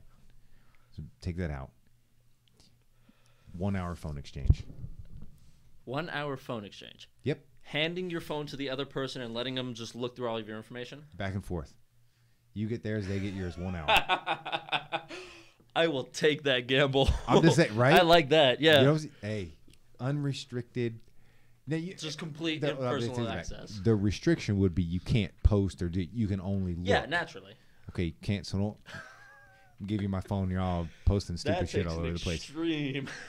Hey, right? But that would get it done. Hey, that's true. Then there's no back end research having to be done. Nothing. Yeah, yeah. Like, And so yeah, that's 1 hour. that has my like adrenaline pumping right now. I'm like, let me check through my phone real quick, and yeah. You see what I'm saying? You know what I'm saying? Yeah, yeah, yeah. So either that's like gonna that. in time that would force people to either act more appropriately, Yeah, or clean their Quite. shit up, and everybody needs to clean their phone up. that's So so true. you know, maybe you're hiding something, but at least you got your phone clean, Yeah, yeah, right. right? 1 hour phone exchange, dude. I'm in on that. You can't. I don't convince me that's a bad idea. I'm gonna fail, but I'm all in. Let's rock That's and what I'm roll. like. Yeah. Oh my god, that's a scary thought. Can you imagine what you would learn from somebody? Yeah, and I think that's what we strive for in a relationship, right? Yeah. Is being completely open book, glass door, whatever it is. And I to an extent you have to understand that some things you don't want to know. And especially now, you don't want to know how many partners your partner now has had, right? And But you may want to know how many they have right this second while you're on a date. Exactly. Well, you know what I mean. You know what I'm Yeah, saying? no, Yeah. but absolutely. And so I mean, it moves on, and there's certain information that best just left alone. But there is certain information that you should probably know. Yeah. Right. And I think that's where the fun of like, oh, let's look at her Instagram or Snapchat or Facebook or whatever it is, and you can get you can get the gist of the kind of person she is. Yeah. Without getting really intrusive. Yeah. But I think when it comes to that point, you can maybe on third date say, "Hey, are you ready for this?" Yeah. Flip her phone over to her. She flips her phone over to you, and Dude, I it's just love 1 that. hour as fast as you possibly can, going through like, You and just because then you can see like emails and stuff. And Yeah. you get, oh, I see you like Rogue. I like Rogue too. Oh, What is that? Yeah. Whoa. Okay. Never mind. You got to go. Yeah. It's only been 3 minutes, but Or, we're done. hey, you've caught my interest with that. Seriously, right? I like You that never darker know. level. You're Hey. like, oh, okay. I'm just saying. I think that's it, man. That might be the solution I've been looking for. And then you have to look at, oh, well, I might have another phone somewhere stowed away for other business, right? You get your throwaway And then, phones. then you have to deal with that number. But average person, that would absolutely work. But it would absolutely kind of give you the reality of what people are. Yeah. Opposed to like, I've seen a lot of relationships where, oh, this guy's, and let's say I've known this person. Oh, he's great. He's wonderful. Give it a couple of months. Yeah. Just wait. Let Yeah. it stew over, and you'll see what kind of Yeah. person that really is, right? Let the so- polish wear a little bit. And you're gonna Yeah, see something exactly. there. Yeah, I'll tarnish and quickly. But that's and that's kind of one of mine is just that it's, in today's world, everything as easy as it is to get information on people. Yeah. There's more secrecy and hiding things today than there have ever been. I think I feel that way. I don't know that for certain. I don't know if I can agree with okay, so from what I've seen is from average person, not including me on this, posts a whole ton of content all the time. Yeah. You have more access to information on people than ever before. Yes. When we're talking what they've done legally, their finances, when we're talking about their personal life, you can find all of their information on the internet, right? A ton, yes. Yeah, but that's not all, right? Most. But I think nowadays it's harder to keep secrets, just because. Yes, it's harder to keep them, but there's more crap going on Of them because of and let me clarify that, because of how small the world's become, technology and things. So if you go back 30 years, and Johnny business owner down the way is going to have an affair on his wife, he's got 3 options. That's true. You know what I'm saying? Fair Like point. being real. It's like, and if they may or may not work, it depends on them if they're options or not. The women or whatever he's doing. To where in today's time, Johnny business owner has those same 3 options. Yeah. But then has 15 different apps and social media and all these other things that to go out. And that's what And I mean. he can get from Sugarland to the Heights in all of 30 minutes. Right. Yeah. Yeah, and then there's 10 million people over there. And That's what I'm saying. Is that that there's when I say which there's is more true. going, Okay. it's not really that there's just more actions Yeah. to hide than what I there used see what to you're be. saying. Yeah. Then Not- yes, yeah. there's more opportunity to do wrong. yeah, Yeah. as it were. And on the flip end, there's more opportunity to do right. There's just more opportunity Yeah. as we stand. But then getting away with it is kind of the big thing, and that's what So that in the dating world now, and I've seen it, is people have stopped trying to get away with it Yeah. and just put it out in the open. Well, But but to that's that- respectful. That's respectful, dude. That You're I being agree honest. with. Yeah. But it becomes not like dating now. I've seen a lot of dating now that isn't to find the partner. It's just to go have sex, or it's just to go whatever, right? Just because you're bored or whatever the case is. Whereas from my understanding, dating prior was to find a partner, and that's the way that I date, right? And it was always one of those really strange things when I talked to a friend. Oh yeah, man, I went out last like Saturday night and hooked up with this person, and I'm like, I don't get that. Yeah. It's. I like that, like on a weird level. Like I feel like I'm like under somebody in that respect of like I can't do that just because it doesn't make sense to me. Yeah. And Like you hear this a lot. You hear when you're young, date around, find out Yeah. who you like, what you like, more about yourself, things like. But it doesn't mean while you're young, go sleep around. yeah, exactly. And that's where, as kids, man. Sorry. So I think that's the whole misunderstanding is like dating does not entail sex or sleep or whatever Right. it is, and this falls back into the last podcast, right? But should we shoot back to expectations real quick? Yeah, jump, man. All right, sweet. So when you're dating somebody, when you agree on becoming boyfriend, girlfriend, spouse, or whatever the case is, there is the expectation that they will be honest or faithful or this, that, and the other. But you have to understand that that's just the expectation, right? And you had to do your checks to make sure that that's somebody that can stand up to those expectations. Yeah. Rather, because And that's not the first few dates. It's the Yeah, first few dates naturally. Yeah. So And so disclaim those. So yeah. and like, so let's say like on the first few dates, you first one for me always get to know the person, see how they handle certain things, just to see what reactions are going to be. Second one, all right, well, let's go do something more entertaining, more like high stress, and see, like, let's go rock climbing, right? That always Put them in an awkward situation. that always puts them in perspective really quickly, Yeah. right? And they're 50 feet up in the air. Get me down from here. Or they're 50 feet in the air. Dude, this is awesome. Why did I never know this, And right? they're going through the roof. Yeah, exactly. And so that's always been the fun of it. And that's why I like dating so much, is because you get to go out and do, like, experience all these things and see how people react in different situations. And then, once you start to settle in, you've gotten onto these, you date them often, or you've come to the agreement that you're going to be exclusive or spouse or partner or whatever it is.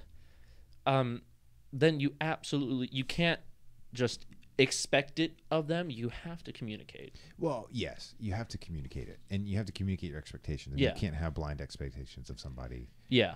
Generally speaking, like I have an expectation that my wife will breathe.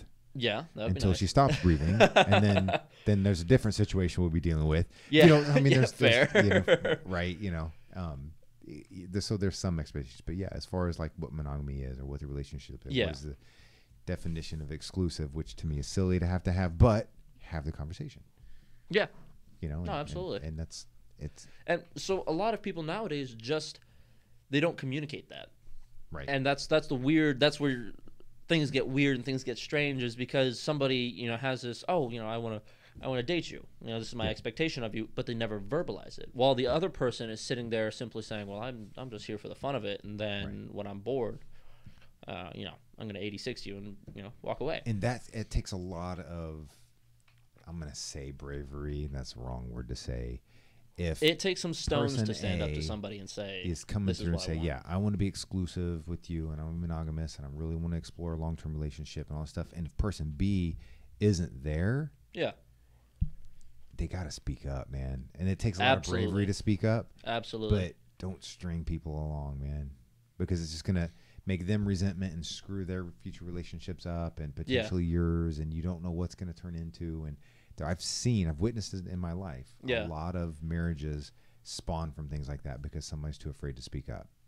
Because it's a good guy or it's a good that's girl or horrifying. it's a good. Does that make sense? Like it's two good people that are together, and they wind up just kind of staying together because they're two good people. Yeah. They're not, but they're just not right for each But other. with different expectations, different chemistry, Yeah, and things and like so that. one of them, whatever, to say the woman's not completely into the man, but the man is completely into the woman. Yeah. And that. So then they become husband and wife, and the wife's like, fuck, this, but he's really great. Yeah. He's really great. Then they have a kid. Oh, and he's yeah. a really great father, and he's so amazing, he's all this stuff. Then she happens to stumble across somebody she's actually wants. Yeah. Well, crap. Fair. Yeah. Now you've just destroyed this dude's life. He's got to go through divorce. He's got to do Yeah, the shared yeah, thing and deal with, like it's a situation that it could have been curbed at the very beginning because they each have somebody. I guarantee each of them there's somebody out there for whoever the hell they. No, yeah, absolutely. And if it's not right, be honest. Be like, hey, maybe we'll get there. I'm not there yet. Let's just keep dating some more. Yeah. Or really, no, I have no expectation of that. Be Yeah. honest, and it sucks. It's uncomfortable, but they will just save so much headache down the road. But I think now, like, you start to see it, and people less and less enjoy conflict, Yeah. right? And some people, friends who, I love conflict. Well, do you really? No. I don't think you know what conflict is yet. Only we're on the winning side of the debate. Yeah, or they'll that get you- into conflict and then immediately back out every Yeah. single time. And you're like, okay, well, Yeah. so enjoy, pick your battles, but that is a battle to be fought, Yeah. right? Especially being, open with somebody and communicating. But I would say for the average person in my generation, there's probably not as much communication as there should be. I know there's not. I From what I see, yeah. this is absolutely. But there's always the exception to the rule because I do see. I have. There was this couple in high school. I sat there and I was like, okay, they're cute. They look like some '60s couple. She's wearing this Letterman, and it's adorable, right? Yeah. He went off to, I think it was the Air Force or the Army or something like that, and they're still together. And I mean, it works really well, but that's because they, from day one, always communicate. Yeah. Right. That now is an exception to the rule. Absolutely. And so, because I see it all the time now, where like my buddy is talking about, you're talking to this girl doing this, that, and the other. And I'm like, yeah, but does she know that? Yeah. Right? No, why would she know that? What do you mean, why would she know that? Because you wouldn't get away with it if she did. Yeah. Well, then why would I tell her? Okay. Yeah. First off, let me explain something to you. So, I think the lines kind of get blurred there with just people either not taking other people into consideration or only thinking of being very egocentric, thinking about themselves. Being selfish, yeah. And I think that's kind of where we're at, and I'm hoping to see an adjustment in that, as we get older. I don't know how, man. Now, but I will say this is totally off topic, but in there with communication, I keep seeing more and more people taking time away from their devices for a weekend and for this, and they're like, does that make sense what I'm saying? Yeah. And I think we're kind of, we're not there. We're getting to that point. I think we're starting to approach that cusp where people are like, moderation being is that key. connected maybe isn't the best thing. Yeah. And then, No. right? Does that make sense? And we all know that. I mean, let's be real. I mean, Yeah, exactly. Shouldn't be linked in all the time. Right. And I mean, I get it. If you're, a small business or an entrepreneur, or you're doing certain things or you're making money, that is your business. Social media is your business. Yeah, yeah. You're going to spend a boatload of time on it. Yeah. But there are things. So, like for me, the last 3 or 4 days, I really didn't look at much, comment on much, do much on social media. So, man, it's so nice. So nice. So this is one of the things that's helped me stay away from my generation. Every year I take a trip out into the mountains in Colorado, Wyoming, whatever. and I go so far away that I don't have cell phone service. Yeah. I can just walk away from all of it and not have to worry about it. And back when I was in high school, I used to just, my dad will contest to this, break every fucking phone that I got my hands on because I was always scatterbrained and always like, off doing something else. And then, like, I'd, stop thinking about it and just let go. Fall, crash it, It breaks, and I'm like, oh, okay, well, that's it. So I've spent months without a phone, just like, if I'm at my computer, I can email somebody, or if I'm at my computer, I can, they used to have the Yahoo Messenger. Yeah. And so on and so forth. But I see so many people, and one guy on my Snapchat has quite literally logs every moment of his life. His little Snapchat story is like 180 minutes or seconds long, constantly. So it's just maxed out. Yeah, and it's just constantly sitting there at like, oh, I'm doing this, that, and the other. Oh, I'm doing this, that, and the other. And then he's taking videos of other people, and so I have to imagine like being a friend with him is like you're sitting there. Like, put the phone down. Yeah, dog. and he just has his phone in his hand at all times, just hitting that button periodically just to goof with people. I don't know what it is, and then you see it with people who are, you see it in relationships a lot, where people get comfortable to that point and then they stop interacting. Yeah. They start just, we're sitting by each other, messaging instead of having that one-on-one interaction. No. That is strange to me. I hate that. So weird. And now there are occasions, like here, like I'm expecting a message, so occasionally I'll kind of look down, I'm checking my thing, but I'm not disengaged. And there are occasions where we're out to dinner and I'm like, you know what, I got to check this. I got to deal with this. Yeah. But it's like one and down. Does that make sense? It's not the whole dinner. Yeah. Well, and so I think that's what it comes to, because like I've been on dates and or I've been dating somebody, and we're going to bed, and I'll pull up my thing and work just for a little while. Yeah. Right? And that seems strange to them. But it's because I'm using a computer, and like, why aren't you doing it all on your cell phone? I'm like, well, because I need to, I need a computer. I need to visually see it without having to. Oh. And people that like actually do a lot of typing on their phone. Yeah. I don't know, dude. I can't. Just give me a keyboard, man. And I don't know if that's an old school thing or whatever. Now, talking to my cell phone, I'll do the voice to text. Yeah, I love it. I love that thing. Yeah, but sometimes it doesn't understand me. Yeah. And then I get mad, and then I get like really southern. Yeah. Delete all assholes. Yeah, exactly.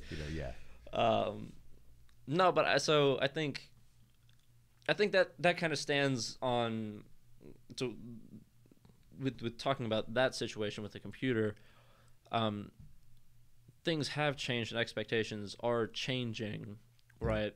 But it's not necessarily for the better, right? Because how often do you find yourself late at night either reading a book or studying or working or something like that? And I can tell you, my generation doesn't do that at all. Yeah. Like I have one friend. She's my absolute best friend. She actually likes studying. Wow. Props to her. Yeah. And she will, hey, you wanna go out do something? You wanna go eat? I can't. I'm studying.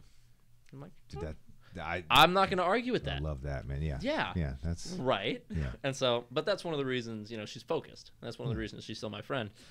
But you get things like that constantly, and you used to get things like that constantly. Nowadays, people are always distracted. Everything. Vine was the best example. What was the max on that? 5 seconds or something like that? 5 or 10, I don't remember. Yeah, and then red ball, red ball, blue ball, ball, and then squirrel. Okay, ball. Yeah. Right? And it just becomes this weird thing, and just people don't focus or align onto anything until it's time to go drink. Yeah. and then party's on, right? And people piss away amazing hours at work. Anyway, that's a whole. God, dude, I can't, man. With technology, people are insane. Just chill out. Yeah, that'll be the next one then. What's it? So this was maybe a week and a half ago, whatever, and we're even with the family eating. So it's my wife and I are across the table, and then our sons are casual. Yeah. So just circle table around. The next table over a decent distance, same type of thing. Husband, wife, and 2 kids. Everybody had a screen. Yeah. Right. Everyone had a screen, and both parents had what I will call double margaritas, like those big bowl margaritas with like the beer stuck in it. I don't know what that's called, but does that make sense what I'm saying? Yeah. Both had that, and I'm like, here's me. I'm like, no interaction, no communication. The mother looked really irritated because she was having to put her screen down to deal with the toddler. Yeah. Right? Or the Naturally. almost toddler. That's a toddler. Right. Yeah. And then was really frustrated about that. And then they're having probably 3 to 4 servings of alcohol. Yeah. Somebody's driving home. Yeah. And I'm like, I think that's just a weird situation to be in. Right? I'm like, no communications, all screens, this stuff. They're drinking. They're not going to wait for the alcohol to settle out. And 3 or 4 servings put you over the limit. Because they could put that kid to bed, right? Right. You know what I'm saying? So I'm like, what the fuck's going on with this? I'm like, cool, dude. Stress. But it's what normal. it comes down to. Yeah. It's normal. And I'm using that one, but I mean, it's not like that doesn't, I don't see that all the time. And I'm like, holy crap. Yeah. And I have seen that more and more. And I was with a few friends. We were all out to dinner. We were at this nice place. You know, it was a nice restaurant. And my friend, hey, look at that over there. Yeah. There's this guy, right? He was sitting there on his phone. His wife was across from him on her phone. 3 kids, 2 of them had iPads. The other one had a cell phone. Nobody was engaged with anybody. They were hardly engaged with the waiter. And we sat there and watched them just because we could, right? Because they weren't going to know anything.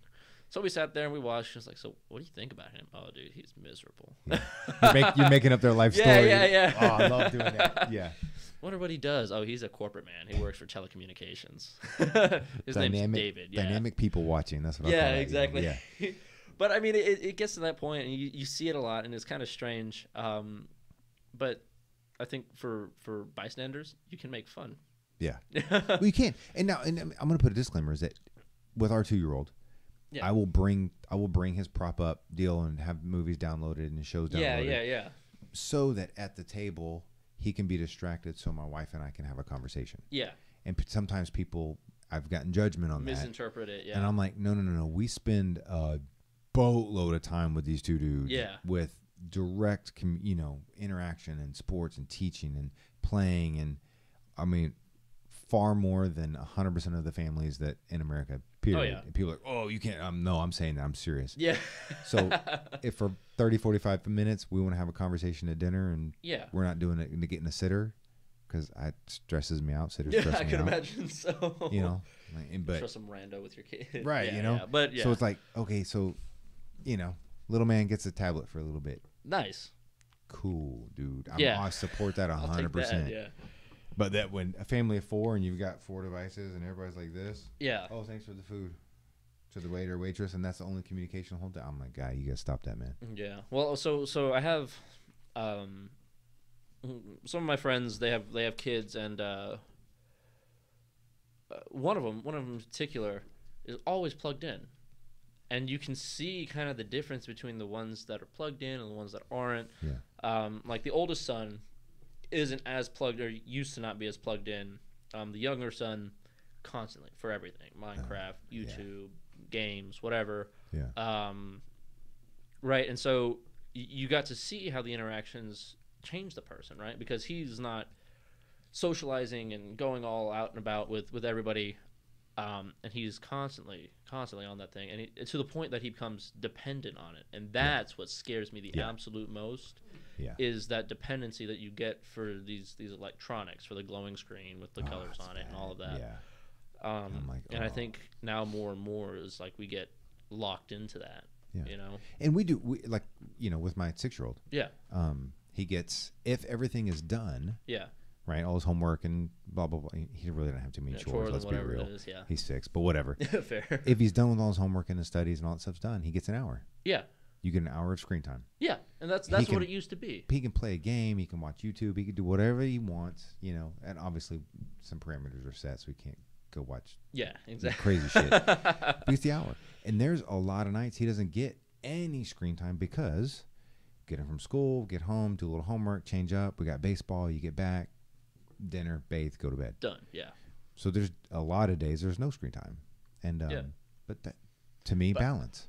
But yeah, and so I think that's what it should be. There should be that form of moderation, right? Whereas, I mean, a lot of people do it just to pacify the kid. Yeah. And I don't believe in that whatsoever. No. Outside of occasional things, like I said, that you want to have a conversation. Yeah, of course, yeah. There are situational, exceptions to the rule, right? so like if I'm ever like babysitting a friend's kid or whatever it is, I'll pull that phone away or pull that iPad away, and we're Go gonna play. No, it's either they play or we're engaged. Yeah. I'm gonna tell them. I'm gonna talk to them. And these kids are getting older now. They're 12 years old now, and That gets a little harder it does become so rough. because they that screen That's the is expectation addicting. now, and they are dependent on it. And so you pull that thing away. What are you doing? Yeah. You need time away from this thing. You understand that there is they life don't. outside of They VR. don't get it, man. They don't get it. And so, but I mean, and so like when I was a kid, we didn't have much when I was growing up, right? And so when I was a kid, we used to just go outside. Yeah. And that was we were actually we had to stay outside. Yeah. My father was working in the house, and so we weren't allowed to bother him. So my mother would take all three of us, and we'd go out and play, or we'd go drive somewhere and do whatever, and go to a park. But the expectation for that was that you were to stay outside.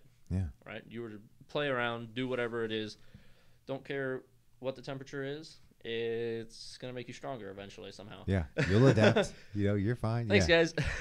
But it's true. But I mean, it is true. Right? You become more tolerant. But a lot of the time, because I was given that space where I could do whatever I wanted. Yeah. I used to dig holes just straight down. I did the same thing. My dad would come in. Are you serious? Like, what?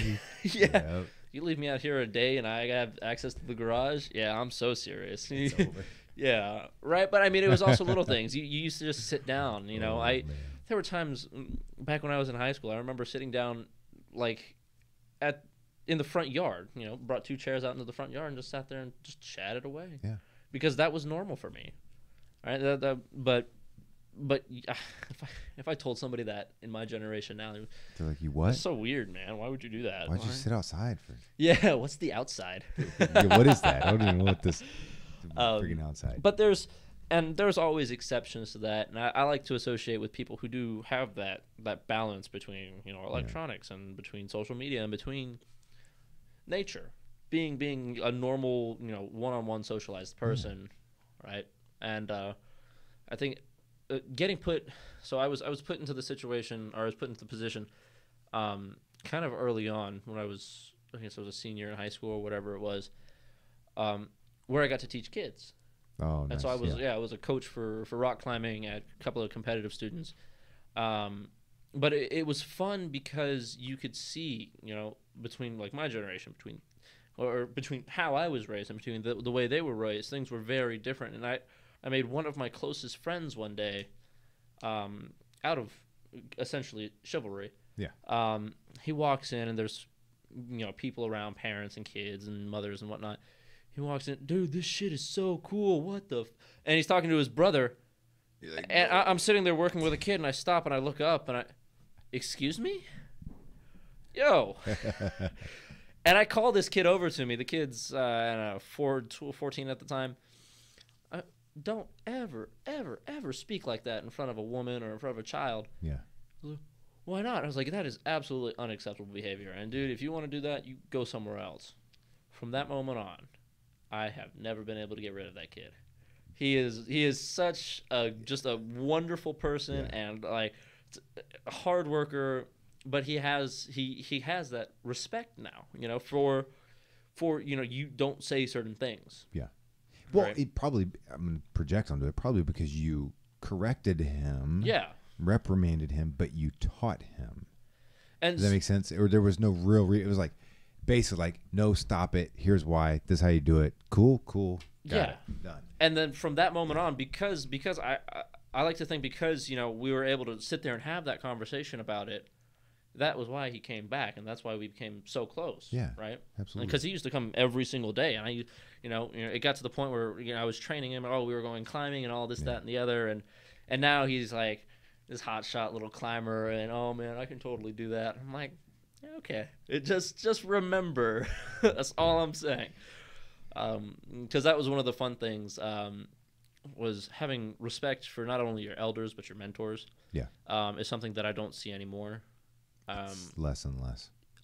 Yeah, and to the extent, like when I first got into rock climbing, my cousin introduced me to it. I came back to this was in Tennessee, a place called Kings Bluff or whatever, Queens Bluff. And and then came back to Texas. I was a member at Lifetime in 2011. Didn't start going until 2012. And the first person ever to come in contact with me about climbing was my first official teacher. Her name was Erica Montalvo, and she taught me just what was what with climbing. Yeah. And to this day, I will never tell anybody that I'm a better climber than her.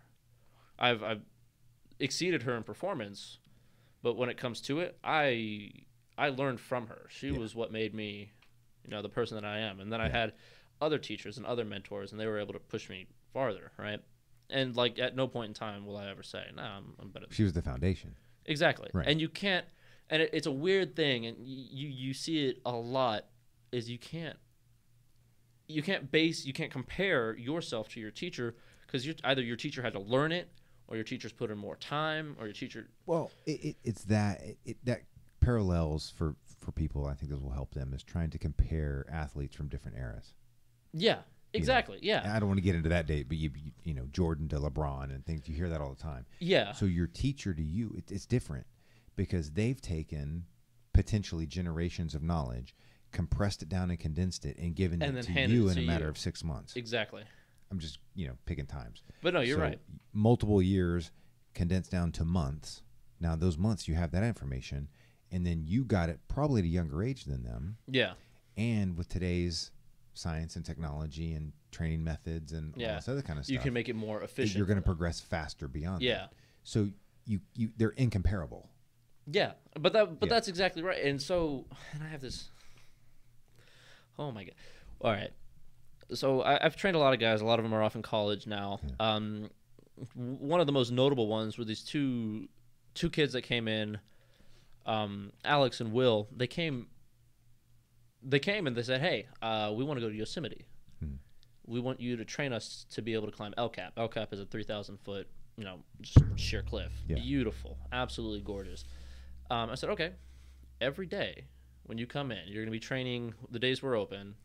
So we're closed on Mondays and Fridays. It gives you your rest days. Every day you're climbing a total of 3,000 feet. All right. Some days you'll have like very low end climbing where it's just." Very low, easy stuff. And other days you're going to be like busting your ass. Yeah. Right? 3 months was all it took. And these guys were climbing just below me. I sat there and I was like, God, if I was able to train that way, if I knew about that when I first started, I was like, I would have totally done that. Right? But they'll still come back. And Will loves to mess with me. I was like, oh, sensei. Yeah. Right? But this is... Now seeing this younger generation coming up, there's this 16-year-old that works at one of the climbing gyms. Every single time, every single chance he gets, he wants to try to one-up somebody somehow, and it's gotten to me, and it's something that is very, very foreign to me. It's very upsetting for me, but I just have to sit back and say, all right, you know what, whatever, because essentially, the people that taught him, I taught, right? The people that he looks up to are the people that I taught, right? And the routes on the wall, the stuff that he climbs, I put up there, right? And with training in mind, with being competitive, with being able to go outside and climb efficiently, that's how I set this stuff, right? And he'll come up, oh, I'm going to be a better climber than you. You'll never be a better climber than me. This is said and done because you didn't put in the time that I had to. This guy got hired on November. Oh, wow. I've been climbing since 2012. Yeah. And he's at this point confidently, with conviction, saying, I'm going to be better than you. I'm like, you weren't even close to understanding. Like, you might outperform me someday. I can guarantee you. We can't compare the two. Yeah. But just because. But that still goes into the same thing as what I was saying earlier. Exactly. Is that that trickle, and that's why we progress as humans. That's why we get better. Exactly. All those things happen because you become more and more efficient each generation. Hopefully, right? There's certain situations. Love the medievals, but if you take people who were record breakers, 50 years ago, and plug them into today's time with today's, if it's athletics, nutrition and training, and the precision of today, they would probably be destroying today's best. Yeah. Does that make sense? I mean, because there's other variables, but again, it's incomparable. But still, if you took them and yeah, because you had to have it. that sheer work ethic, Right. right? And that was it. Like Yeah. when when I one of my mentors, a guy named Rami Najjar, he's in Atlanta now. I used to ask him, "Hey, I'm up on a wall trying to work out something. Hey, how do I do this? Climb harder." Right? Yo, what? And it wasn't until like I was like completely stumped, been up there for 5 minutes. Most people won't stay on a route for more than 5 minutes, right? Yeah. I'm sitting there just trying to figure it out, going through this move again and again and again. Try this, right? But for the most part, it was like you were completely Because left to the if you wolves. figure it out yourself, it's You value there. that, yeah. You value it. It's permanent. It's stuck. Now you can teach it. Because Exactly. you've had to. You had work to it. understand it rather Yeah. than just know it, and that was something that my father taught me when I first got into weightlifting. This was in 2016. I said, "Hey, can you teach me how to be a bodybuilder?" Yeah. He did powerlifting, Yeah. whatever. He said, "No." Just he had You told me that before. he had something of 35 awesome, yeah. years experience, and he said, "No, I'm not going to tell you anything." Yeah. Right, and the reason for that was because he explained to me that you will value the information more. It'll be more useful and resourceful to you if you have to go find it yourself, Yeah. rather than somebody feeding it to you. And by God, was that the truth? I've noticed it when I coached. Used to Yeah. feed people information, feed them, just do this, and try this instead. And you get to that point, and when it started to rely on your mental capacity, Yeah. it wasn't there because you'd never taken that time at that early stage. And I've ruined a lot of people in climbing because I didn't let them just handed it to do them. it. Yeah. Well, there's something to say for. So let's use bodybuilding. Yeah. There's the foundation is the same. I don't care who you are. You've got to build base movements, base strength, Yes, base exactly. this. Then you can help tweak. You can Yeah. help, guide them for what their body is built for more. Same climbing, same thing. There's some foundational things that aren't going to change. But that's exactly right. And as a coach, I don't care what anybody says, you're always concerned about retention. Yeah. Does that make sense? Yeah. So in a coaching position, not your dad, but in a coaching Yeah. position, you're, Fair. it's a different deal.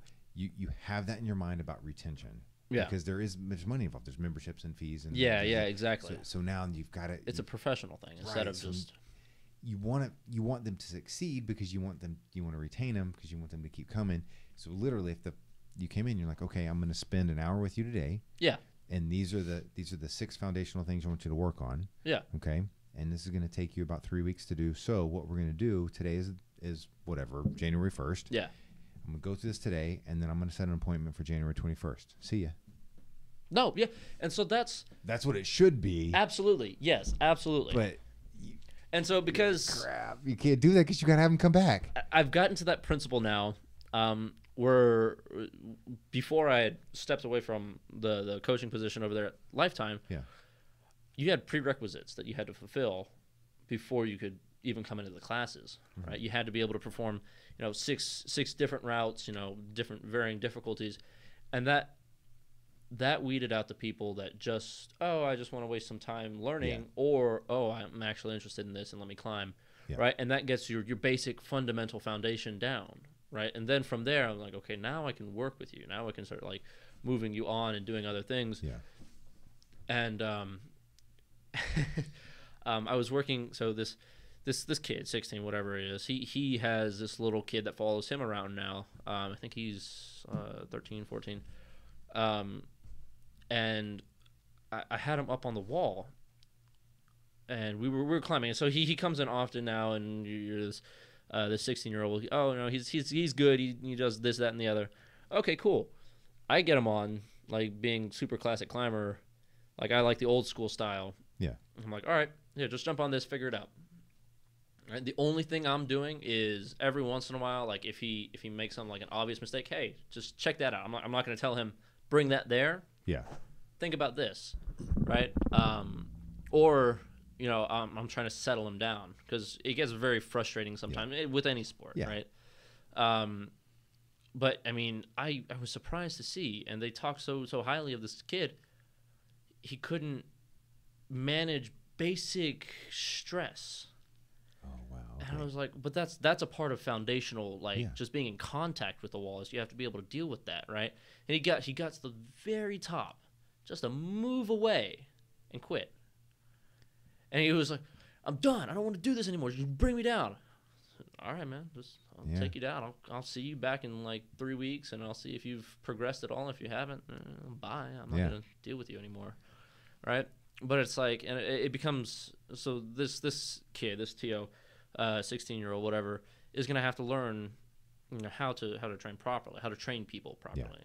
But that's the difficulty. Is he's gonna have to learn He's gonna have to figure it out. Yeah. that the client isn't gonna become a client until they've done X on their own. Exactly. And you can teach them X in the beginning, and you gotta leave them, Yeah. because if you're up on their butt and you feed them information, But that's exactly right. And Yeah. I see it in like weightlifting. And, oh, hey, how do you do this? I'll feed you a program. Like, here, Yeah. just do this. And then every time, hey, how do you do this movement? I already taught you. I already gave you that information. I expect you to retain that information, Yeah. right? But I wasn't paying attention. Well, that is not my problem anymore, then man. you just expressed how much you devalue me. Exactly. And that's And that was I used to try to train with people that were under my performance to bring them up. yeah. And, oh, hey, we're going to do this. Oh, just focus on this. Think about, stiff-legged deadlifts. Think about hamstrings, back straight, core in. They do it perfectly, and then the next set, why did that feel different? What do you mean? Because you did everything that you ignored everything that I told you the first time. Yeah. And so, I don't know. Going back to education is key when it comes to anything that you want to do. Well, proper. It's just anything that's fed to you is not typically going to be retained and utilized well. Yes. Because you physically don't value it as much. Right. Yeah. Get out and kind of learn some good, solid, basic foundations. I don't care what it is: lifting, climbing, shooting, Gardening. Gardening. I mean, any of it. Go mess up a few times. Yeah. And then have somebody just fix one of those 50 mistakes you made. Yeah. Because then they fix one, you're going to fix the next 10. You're going to mill through it, make a few more mistakes. Exactly. And it works in the end. Then you're all, I mean, if you make those 50 mistakes, you're all the better for making those 50 mistakes if, and this goes back to the beginning of the podcast, if you react to that well. Yeah. Right? The coach can help you with your reactions. There's something about being a coach or just a teacher, and then there's something about being a true coach or a true teacher can work on a person, work on a mentality rather than just, physical adjustments, right? And so you say, okay, yeah, you approach that mistake wrong. Think about this next time, adjust your value. Guide the solution, don't give the solution. Exactly. And I think that's the big thing, because guiding it allows the person to kind of analyze themselves, analyze the mistake, make the adjustment rather than just flick off to the next thing. I can't do it because I didn't learn anything. Right, exactly. And then you have to say, oh, I'll try this flick. Yeah. And then you're just stuck with somebody who can go through movements but doesn't understand. He's useless. Yeah. All right, dude. We're there, man. All right. We went over a little bit, but whatever. Yeah, I figured as much. I was like, it's good. It's going good. Yeah. Don't break the flow. Yeah, that was chilling. No, it's good. No, yeah. Thanks for doing this that was again, absolutely. Man. Yeah. So for folks wondering, pretty much every Thursday you're going to be on. Yeah. And because there'll be some adjustments, obviously, because of guests and their schedules and things like that. Yeah. So, yeah. And I'll stay more in the screen next time. I didn't realize how far I was leaning off. Well, you were, at least your head was in it. That's why I was like, that's correct all the beat. You're like, you're comfortable. So I was like, keep that profile, man. yeah. I need to put the camera on remote so I can be like, Yeah.